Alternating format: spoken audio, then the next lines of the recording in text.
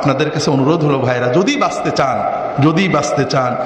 বাঁচতে চান পরের চিন্তা করবেন না।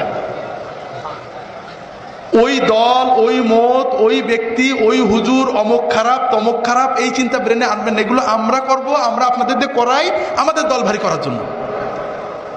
আপনার চিন্তা হবে আপনার কবর। কথা কি বুঝতে পেরেছেন?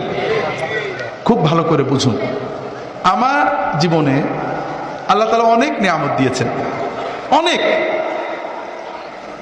এই নিয়ামতের কোনো শুকরিয়া করতে পারিনি। এমনকি আল্লাহর যে ফরজ নামাজ, এটাও মন দিয়ে পড়তে পারি না। 4 রাকাত নামাজ পড়তে কম্পিউটার স্পিডে পড়ি, 4 মিনিটও লাগে না। এর ভিতরেও 4000 কথা মনে হয়। আল্লাহ যদি কিয়ামতের দিন বলেন যে তোমার এত নিয়ামত দিছিলাম, 5 মিনিট আমার দিক মন দিয়ে নামাজটা পড়তে পারলে না, আমি তোমার নামাজ কবুল করলাম না, তুমি দোজখে যাও, আমার কিছু বলার থাকবে? এমন কোন আমল কি আমাদের আছে যে বলতে পারবো আল্লাহ তুমি এটা নিতেই হবে? আমার দাড়ি, আমার টুপি, আমার নামাজ, আমার রোজা, আমার হজ, আমার যাকাত, আমরা কি কনফার্ম যেটা আল্লাহ কবুল করবে? আমার না হলে আপনারা তো কনফার্ম নাকি? তো এই যদি আমাদের অবস্থা হয়, তাহলে কোন সাহসে আমরা অন্য মুসলমানের চিন্তা করি? ভাইরা, অন্য মুসলমানের চিন্তা করবেন না। যখন 5 জনে এক জায়গা হবে, নিজেদের কথা চিন্তা করবেন, পরের ভিতর আলোচনা না। ভাই কি অবস্থা? আরে ভাই বলো না, নামাজটা ঠিক করে পড়তাম, মন বসে না, দোয়া করো। ছেলে মেয়েগুলো ভালো করে পালন করতে পারছেন, দোয়া করো।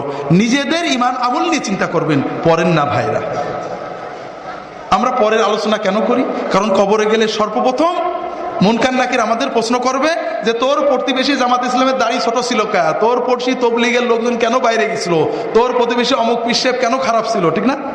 এই প্রশ্ন করবে।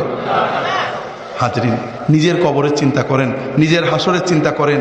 নিজে যেটুক করতে পেরেছি, যদি মনে করেন ভালো আমল করছি, তাহলে আল্লাহর কাছে দোয়া করেন। যদি দেখেন গুনাহ হয়ে গেছে, আল্লাহর কাছে দোয়া করেন, আল্লাহ আমার সামান্য আমল কবুল করো, গুনাহগুলো মাফ করো। আর তোমার নবীর উম্মত যত আছে, অমুক ভাই তমুক ভাই তমুক ভাই ভুলের ভিতরে আছে, আল্লাহ তাদেরকে হেদায়েত করে ভালো পথ দাও, তাদেরকেও মাফ করো। এইভাবে দোয়া করলে আমাদের লস আছে ভাই? লাভ আছে, অনেক লাভ আছে ভাই। তবে আমরা তো জানি আল্লাহর জান্নাতে জায়গা তো কম, ঠিক না? যদি ফুরফুরার মুরিদরা সব ঢুকে যায়, তাহলে তো আর তবলিগেরা চান্স পাবে না, ঠিক না? যদি জামাত ইসলামরা জান্নাতে যায়, চরমুনা এলাকাতে তো জায়গা হবে না, কম পড়ে যাবে, ঠিক না?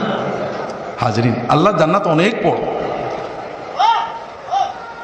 ওয়াসারিউ ইলা মাগফিরাতিম মির রাব্বিকুম ওয়া জান্নাতিন আরদুহাস সামাওয়াতু ওয়াল আরদু উইদ্দাত লিল মুত্তাকিন। তোমরা দৌড়াও, দৌড়াতে থাকো, দ্রুত এগো সেই জান্নাতের প্রতি, যে জান্নাত আসমান জমিনের চেয়েও বড়।